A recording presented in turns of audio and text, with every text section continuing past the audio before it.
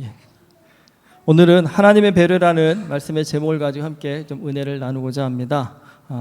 지난주에 창세기 1장에서 오늘은 창세기 2장을 합니다. 창세기 1장과 2장은 어떻게 보면 내용면에서 좀 비슷합니다. 창조의 내용을 말하고 있습니다. 그런데 조금 관점이 다릅니다. 1장이 큰 그림에서 창조의 이야기를 하고 있다 한다면 2장은 좀 더 디테일하게 창조의 과정을 설명을 합니다. 특별히 사람의 창조에 있어서 어떤 과정이 있었는가를 2장은 아주 자세하게 말해줍니다. 2장의 시작은요, 하나님께서 천지를 창조하신 후에 일곱째 날에 안식하셨다라고 합니다. 사실 십계명의 네 번째 계명이 안식일을 기억하여 거룩하게 지키라입니다. 기독교는 안식일을 아주 중요하게 강조합니다. 여러분, 안식일은 말 그대로요, 쉼을 갖는 날입니다.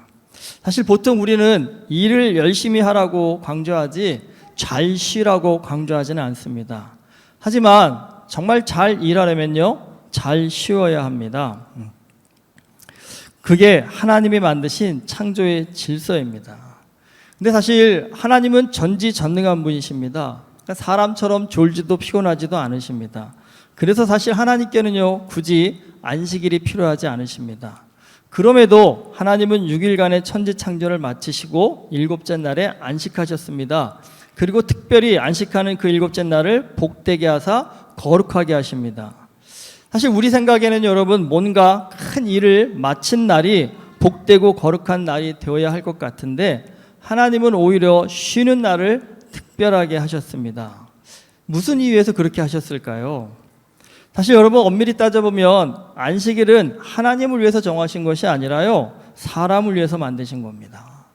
오늘날에는 일과 휴식의 이 필요성, 균형을 누구나 다 인정하는 겁니다. 하지만 역사적으로 보면 여러분, 일주일에 하루라도 쉬는 것이 법제화되기 시작한 것은요, 사실 그렇게 오래되지 않은 일입니다.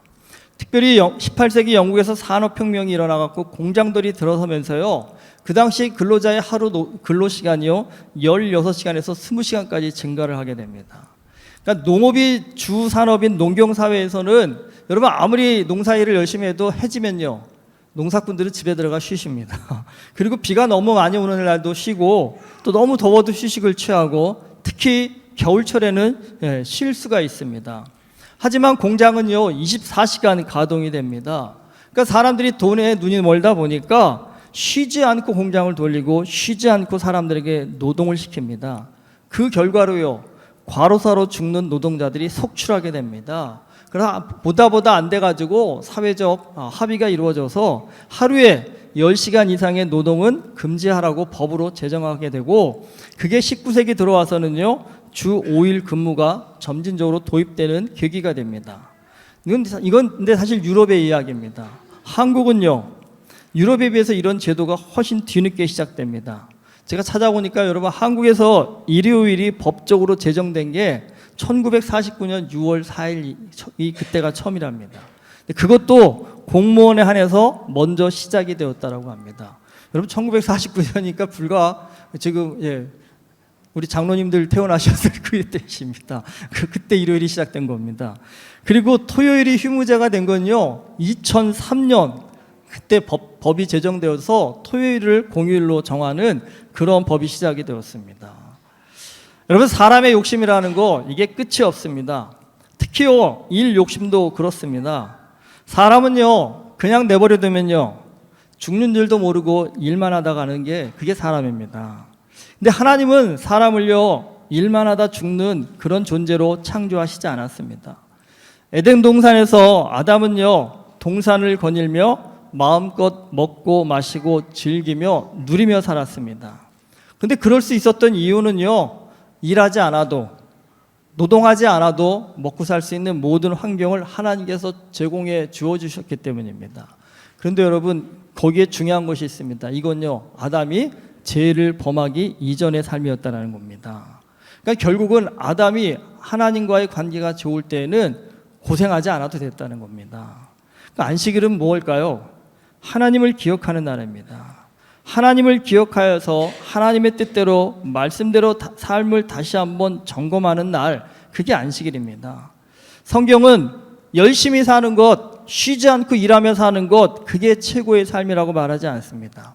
여러분, 성경이 말하는 최고의 삶은요, 하나님께서 주신 복을 누리며 사는 삶, 그게 최고의 삶이라고 합니다. 여러분, 돈이 많다고 일을 많이 한다고 누리며 사는 게 아닙니다. 가만히 한번 비교해 보십시오. 사람마다, 그러니까 돈 버는 거 금액은 다 다르고 노동시간은 다르지만 유독 자신의 삶을 잘 누리며 사는 사람이 있는가 하면요, 유독 돈에 치이고 시간에 치여서 사는 사람이 있습니다. 무슨 차이일까요, 여러분? 하나님께서 주신 복을 누리기 위해서 우리의 영혼이 쉼을 가지면, 또 믿음을 점검하면, 여러분, 그 점검을 통해서 우리는 누릴 수 있는 삶을 살게 됩니다. 그런데 한번 좀 생각해 보십시오. 사람은 왜 죽어라고 일을만 하려고 할까요? 생각보다 이게 간단하더라고요. 미래에 대한 두려움, 걱정 때문이 그렇습니다. 제가 그런 분을 뵌 적이 있습니다. 자기 죽으면 가족들이 어떻게 사냐면서 딸마다 걱정이 너무 크셨습니다. 그래서 자기는 빨리 통장에 100만 불을 모아놔서 그거 나 죽어도 우리 가족도 먹고 사는 일 지장 없도록 만들어주는 게 자기 인생의 목표랍니다. 그분 집에 벽에 이렇게 표를 붙여놨습니다. 100만 불을 향해 달려가죠. 제가 보고 아니 저게 뭐예요? 물어봤더니 그 얘기를 하시더라고요. 너무 걱정이 된다면서 자기가 죽으면 우리 저 자식 어떻게 먹고 살지 자기는 너무 걱정이 됩니다. 그런데 여러분, 그거 한 10년 더 된 일이니까 그땐 100만 불이 좀 큰 가치가 있지만 지금은 100만 불 유산으로 남겨주셔도 먹고 살기 빠듯하실 것 같습니다. 집 하나 사는 것도 어려운 일이지 않습니까, 그게요. 근데 여러분, 사람이 아무리 노력을 한들 사실 내일을 장담할 수 있을까요? 여러분, 가만히 앉아서 내일 어떻게 살지? 내일 나한테 무슨 일이 생기면 어떡하지? 이런 거 한번 생각해 보십시오. 그러면 누구나 이 두려움이라는 것이 정말 샘솟듯이 마음에서 흘러나오게 됩니다. 그럼 여러분, 그 두려움에 휩싸이게 되면요, 솔직히 어린 자녀를 둔 부모들은 더 큽니다. 여러분, 아이들 잠자는 모습 천사 같다고 하는데 거기에 한번 그런 생각해 보십시오. 내일 내가 죽으면 얘네들은 어떻게 되지? 우리 부부가 다 죽으면 이 아들을 누가 건사해 줄까? 여러분, 이런 생각하는데 두려움, 걱정이 안 생길 사람은요, 정말 아무도 없습니다.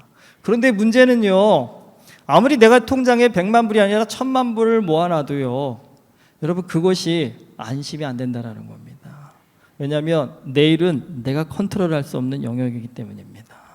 결국은 여러분, 내일에 대한 두려움을 내려놓을 수 있는 유일한 방법은요, 그건 하나님에 대한 믿음뿐입니다.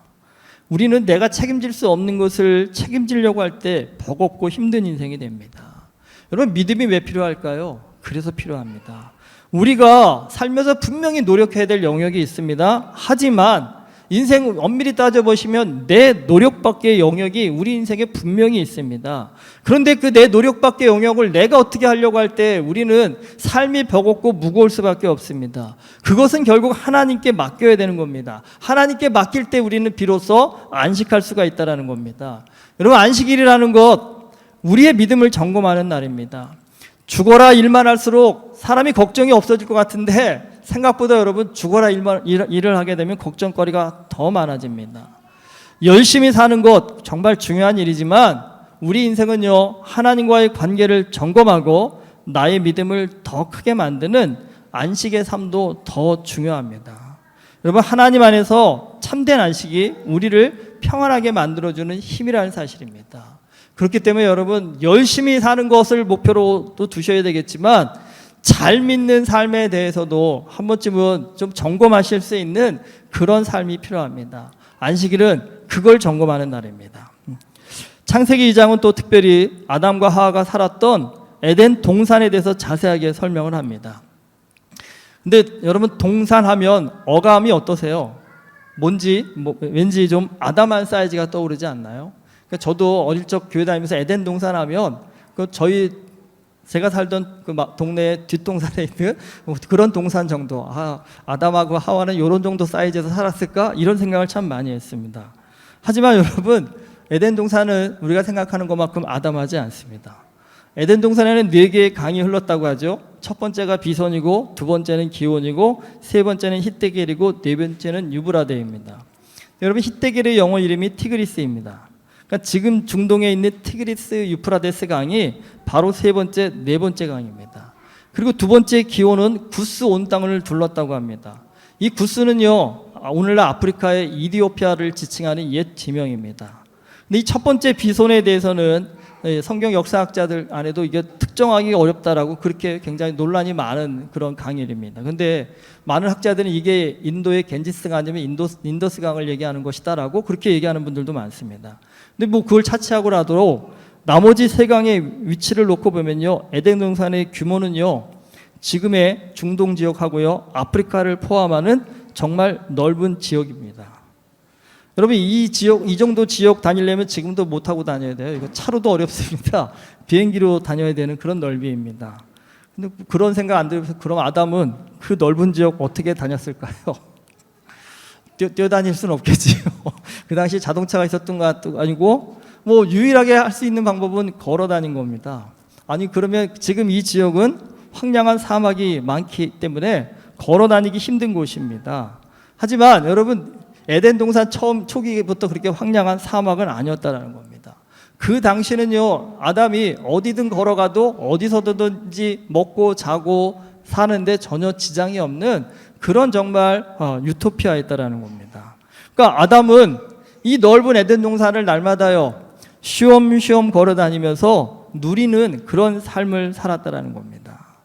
사실 우리의 삶이라는 건 언제나 부족함이 넘치기 때문에 사실 에덴 동산에서 쉬엄쉬엄 살며 누리며 산 이 아담의 삶은 정말 부러우기 그지없습니다. 그런데 아담이 그런 풍족한 삶을 누린 근원적인 이유는요, 에덴 동산이 아닙니다. 첫 번째 이유는 하나님과의 관계입니다. 그러니까 죄로 인해서 하나님과의 관계가 단절되기 이전이었기 때문에 에덴 동산에서 아담은 그런 삶을 누릴 수 있었던 겁니다. 사실 여러분, 환경 이전에 관계가 더 중요합니다. 좋은 관계가 좋은 환경을 만듭니다. 그러니까 어려운 환경 속에서도 좋은 관계를 통해서 지옥을 천국으로 만드는 사람이 있는가 하면요, 좋은 환경 속에서도 나쁜 관계 때문에 천국을 지옥으로 만드는 사람도 있습니다. 우리는 에덴 동산의 풍요로움에 더 많이 관심이 가지만 에덴 동산에서 아담이 하나님과 가졌던 그 관계, 그게 어떻게 보면 우리가 더 유심히 지켜보아야 할 것입니다. 여러분, 내가 지금 어떤 삶의 형편 때문에 힘들고 어렵다, 그럴 수 있겠지만 그 이전에 나는 이 환경 속에서 하나님과 얼마나 친밀한 관계를 가지고 있는가. 여러분, 환경을 갖고 논하지 마시고 하나님과의 관계를 가지고 나의 신앙을 한번 점검해 보십시오. 여러분, 정말 하나님과의 관계가 친밀하게 회복이 되신다 한다면 우리는 어떤 삶의 형편에 있다 할지라도 그 삶의 형편을 에덴 동산으로 만드는 그런 능력과 힘이 우리 삶 가운데 펼쳐지게 될 줄 믿습니다. 여러분, 하나님과의 친밀한 관계, 이것에 더 집중할 수 있기를 바랍니다. 창세기 2장은 또 아담과 하와를 만드신 내용을 아주 자세하게 말해주고 있습니다. 근데 남자인 아담은 흙으로 만드셨고요, 여자인 하와는 아담의 갈빗대로 만드셨습니다.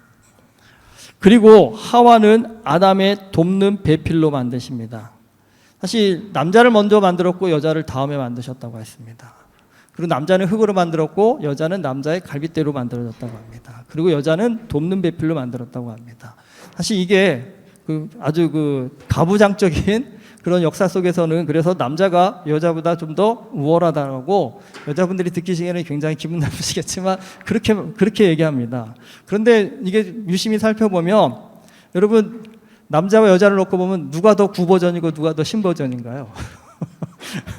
남자를 먼저 만들고 여자를 나중에 만들면, 그러면 여러분, 기계도 구버전과 신버전이 있을 때 어떤 게 더 좋은 건가요? 신버전이 더 좋은 겁니다. 그러니까 사실은 엄밀히 따지면 여자분들이 남자분보다 기능적으로 훨씬 더 나으신 겁니다, 사실은요. 그런데 그것뿐만 아니라 이 돕는 배필, 요거 사실은 우리가 잘 이해를 해야 됩니다. 먼저 23절에 보면 아담이 하와를 보고요, 이는 내 뼈 중에 뼈요 살 중에 살이라고 합니다. 이 말 여러분 딱 들으실 때 어떻습니까? 굉장히 문학적인 표현이라고 그렇게 들려오실 수도 있겠지만 실상은 이거 문학적인 표현에 많이 쓰이는 단어가 아니라요, 고대에는 상거래에 주로 사용되던 그런 말이었다고 합니다. 어떤 사모님한테 말씀을 드렸는데 이분은 결혼 전에 교회를 안 다니셨다고 합니다. 근데 남편을 전도사를 만나가지고 정말 전도사가 뭔지도 모르고 결혼을 하셨다고 하는데, 그런데 어떻게 결혼을 결심하게 됐냐 그랬더니 남편인 전도사님이 사모님을 향해서 이 단어를 쓰셨답니다. 당신은 내 뼈 중에 뼈요, 살 중에 살입니다라고. 근데 이 말을 들으실 때 정말 이게 반하셨답니다. 어떻게 이렇게 멋진 말을 할 수 있을까? 이 정도의 이 감수성이 풍부한 사람이라고 한다면 평생을 같이 살아도 재밌을 것 같다라고 생각하셨는데, 나중에 알고 보니까요, 이게 성경을 표절했구나. 그걸 나중에 하셨다고 합니다. 근데 사실 이 말은 그렇게 문학적인 표현이라고 아니라고 좀 전에 말씀드렸습니다. 고대에 주로 상거래에서 많이 사용됐는데, 왜 이 말을 썼냐면 동업이나 이 계약 거래를 할 때 상대에 대해서 당신과 나는 동등한 위치입니다라는 그러한 표현으로 이 단어를, 이 표현을 주로 썼다라는 겁니다. 근데 아담이 하와를 향해서 이 말을 했다라는 건요, 여러분, 당신과 나는 같은 사람이다라는 그런 뜻을 담고 있다라는 겁니다. 그러니까 사실 역사를 보거나 전 세계 어딜 봐도 남녀 간의 어떤 차별은 어느 시대나 어느 지역에서나 공존하고 있습니다. 그런데 여러분, 그럼에도 불구하고 기독교가 들어갔을 때 여자의 권리가 가장 많이 보장되어진다는 것은 이 역사가 우리에게 분명히 말해주고 있습니다. 왜 그러냐면 성경이 그렇게 우리에게 이야기하고 있기 때문입니다. 여러분, 그렇기 때문에 기독교인은 남자니까 여자니까 이런 차원의 생각 자체가 성경적이지 않습니다. 남자와 여자는요, 동일한 사람입니다. 또 이 돕는 배필, 그래서 이거 예전에 정말 남자들이 많이 쓰셨거든요. 헬퍼죠, 헬퍼. 당신은 나를 돕는 사람이야 라고 하는데, 사실 이게 우리 어감으로는 돕는 배필하면 사실은 이게 뭔가 좀 우월관계처럼 보여집니다. 그런데 여러분, 이게 성경적으로 깊이 따져 들어가 보면 이건 우월한 관계를 얘기하는 것이 아닙니다. 그러니까 원어적으로 또 깊이 따져보면 히브리어로요, 돕는 배필이라는 단어가 에제르 케네그도입니다. 그런데 이 말이 성경에 굉장히 많이 나옵니다. 근데 언제 많이 나오냐면요, 구약에서는 주로 도우시는 하나님 할 때 에제르 케네고토라는 이 단어를 많이 쓰고요, 신약에서는 보혜사 성령님 앞에 이 에제르 케네고토가 쓰입니다. 그러니까 하나님 성령님과 같은 월등한 존재가 돕는 자가 된다는 겁니다. 그러니까 세상에서는 돕는 배필하면 우리는 딱 느낌에 하인이 주인을 돕는다는 것처럼 열등한 자가 우월한 자를 섬기는 것, 이런 게 돕는 배필이라는 의미로 주요 사용이 되지만, 성경에서는 여러분, 돕는 자라는 것은요, 우월한 자가 열등한 자를 섬기는 게 그게 돕는 것입니다. 예수님이 인간이 되셔서 십자가에 죽기까지 섬기신 것처럼 이게 바로 돕는 자의 의미라는 겁니다.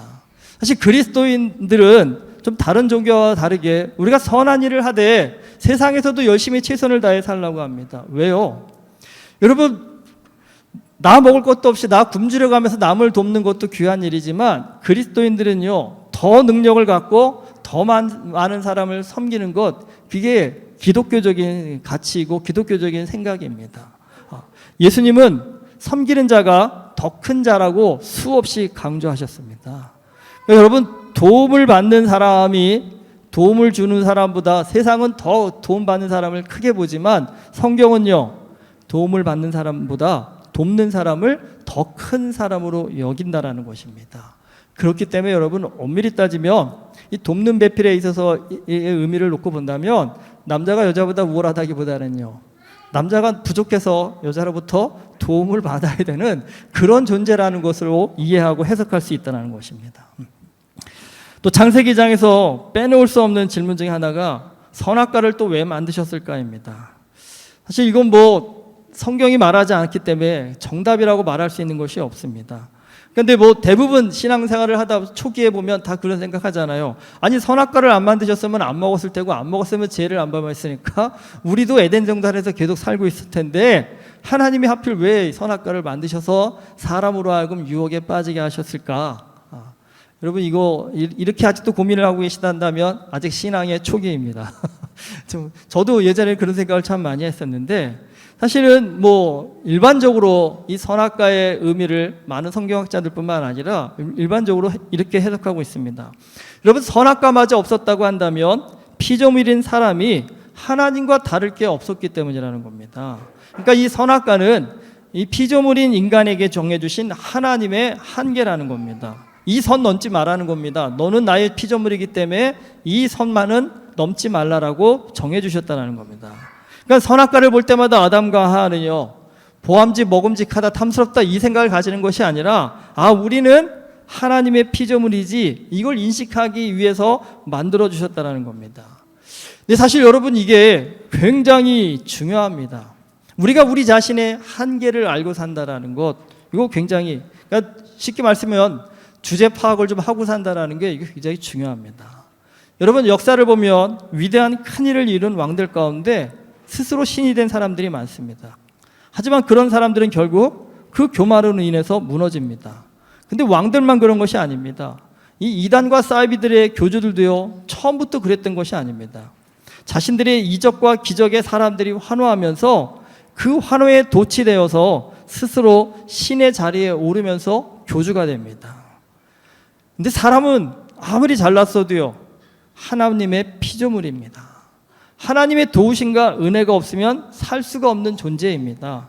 이런 우리의 정체성을 바로 알 때 우리는 비로소 하나님을 찾고 믿을 수 있습니다. 이 선악과는요, 내가 하나님의 피조물이다라는 것을 말해주고 있습니다. 그런데 한편으로는요, 이것 말고도요, 하나님께서 나에게 에덴 동산의 모든 것을 허락해 주셨다라는, 달리 말하면요, 하나님께서 나를 굉장히 존귀하고 신뢰하는 존재로 창조하셨다는 의미를 또 갖고 있습니다. 우리는 선악과 하면 저거 왜 만들어서 먹지 말라고 하셨지 이것만 생각하는데, 여러분 생각해 보십시오. 에덴 동산이 말씀드렸죠, 적지 않은 땅입니다. 아마 정말 날마다 돌아다녀도 정말 부족한 그런 넓은 땅입니다. 그런데 하나님께서는 그 넓은 땅에 모든 자유함을 아담에게 주셨습니다. 오로지 동산 중앙에 있는 선악과 하나만 금하셨다라는 겁니다. 그러니까 한 가지만 금하시고 만 가지의 자유를 주셨습니다. 그럼 생각해 보십시오, 여러분. 한 가지 하지 말라는 일 그것 빼고 만 가지의 자유를 주셨다 한다면 그건 뭘 의미할까요? 만 가지 자유함을 누리며 살라고 주신 그런 삶이라는 거 아니겠습니까? 그런데 그 만 가지 자유함은 다 내팽개친 채요, 하나 하지 말랬다고 그거에 피리 꽂혀가지고 서운하다고 뭐 이렇게 말씀드리면 더 쉽지 않을까요? 부모가 자식이 안 돼가지고요, 정말 있는 재산 다 털어가지고요, 뭐 10,000,000 불을 주셨다고 생각해 보십시오. 그런데 이 녀석이 어느 날 와가지고 아버지 그 차는 안 주냐고 왜 그 차는 안 주냐고, 이건 내가 죽을 때까지 좀 타고 다니려고 그런다 그랬을 때, 그래도 그 차 달라고 한다면 여러분 그 자식 보고 뭐라고 하시겠습니까? 저라도 그럴 것 같아요. 10,000,000 불 갖고 10,000,000 차 사고 싶으면 그 중에서 네가 사면 되지, 그거 왜 하나밖에 없는 아버지의 차를 달라고 하냐고 그러지 않을까요? 근데 여러분 이게 생각보다 우리의 삶에 많습니다. 하나님께서 우리 삶에 하라고 한 게 많으실까요? 하지 말라는 게 많으실까요? 우리는 신앙생활을 하지 말라의 관점에서 굉장히 많이 생각합니다. 그럼 뭐 젊을 때는 교회 다닐 때 답답한 이유가 뭐냐, 교회 가면 이것도 하지 말라 저것도 하지 말라, 하지 말라는 게 너무 많잖아요. 그런데 생각보다 왜 이렇게 하지 말라는 게 많을까요? 할 일을 안 하기 때문에 하지 말라가 눈에 띄는 겁니다. 여러분 생각보다 예수 믿으면서 해야 할 일을 집중하시기 시작하면요, 그까지 뭐 술 담배 안 하는 거, 그까지 좀 뭐 노는 거 좀 덜 하는 거, 이게 그렇게 억울하지 않습니다. 왜냐하면요, 주 안에서 해야 할 일들이 너무 많기 때문입니다. 근데 그 해야 하는 일들이요, 내 삶에 엄청난 즐거움이 되고 기쁨이 되고 힘이 되기 때문입니다. 여러분 선악과를 하지 말라의 관점에서 보지 마시고요, 만 가지 자유함을 주셨음에도 불구하고 한 가지 하지 말라는 그 일에 유혹에 넘어간 아담의 어리석음으로 한번 생각해 보십시오. 오늘 우리의 삶도 마찬가지입니다. 왜 이렇게 사는 게 버겁고 힘들고 어려울까 생각하지 마십시오, 여러분. 하라는 일을 안 하고 하지 말라는 일을 하니까 힘든 겁니다, 여러분. 진짜 해야 할 일에 집중하는 사람은 삶이 그렇게 고달프지도 않고 삶이 그렇게 괴롭지도 않고 오히려 즐겁습니다. 날마다 해야 할 나의 삶에 집중하기 때문에 기쁨이 넘치고 은혜가 넘치게 된다는 겁니다. 오늘 나는 해야 할 일에 집중하고 사는지 아니면 하지 말아야 할 선악과에 집중하며 살고 있는지 우리 자신을 한번 좀 점검해 보십시오. 우리의 마음과 태도가 하지 말아야 할 일에서 해야 할 일로 바뀌어 가신다 한다면 정말 이 땅 가운데서 기쁨을 누릴 수 있는 그런 삶을 살게 될 겁니다. 창세기 2장을 통해서 우리는 하나님께서요 우리에게 최선의 삶을 주셨다는 것을 알고 있습니다. 그런데 문제는 그걸 누리는 건요 우리의 몫이라는 겁니다. 아무리 좋은 것을 주셨어도 누리지 못한다면 그건 억울한 일이지 않습니까? 근데 그 누릴 수 있는 것은 믿음으로만 가능하다라는 겁니다. 믿음을 가져야만 쉬어도 먹고 살 수 있다라는 하나님 확신을 갖게 되니까 여러분 이게 쉬라고 해도 그게 문제더라고요.